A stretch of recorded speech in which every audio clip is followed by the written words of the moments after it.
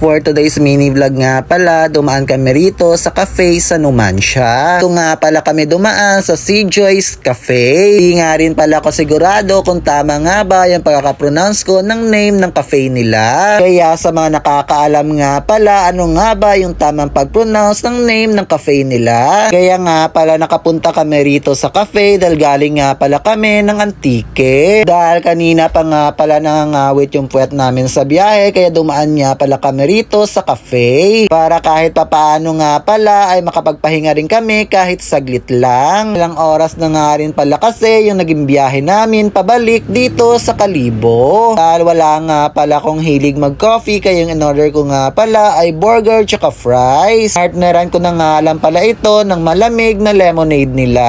Hindi na nga rin pala ako sure kung anong flavor ito dahil nakalimutan ko na nga rin pala. Nasarapan nga rin pala ko rito sa lasa ng burger nila. Nasarap din nga pala yung lasa ng homemade na fries nila. Nga rin pala ito tinipid dahil sobrang lalaki nga rin pala ng hiwa. Kaya sa mga mahilig nga pala dyan sa ganitong mga pagkain ay try nyo na nga rin pala dito na kumain. Hindi nga rin pala ito mahirap hanapin dahil gilid nga lang pala ito ng National Highway. Kaya kahit malayo ko nga pala ay makikita mo na agad yung pwesto ng cafe nila. Kaya hanggang dito na lang muna. Paalam!